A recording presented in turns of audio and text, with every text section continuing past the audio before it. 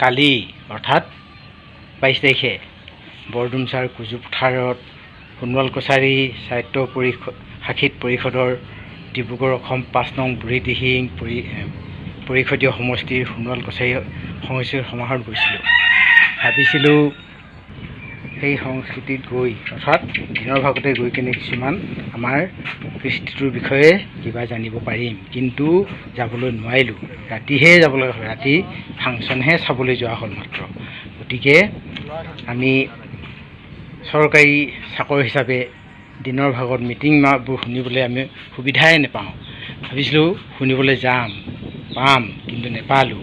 গতিকে তাৰে অলপমান ভিডিঅ' কৰি আনিছিলোঁ আপোনালোকক। মই তাৰে ভিডিঅ'টো আগবাঢ়িছোঁ দেই, চাবচোন।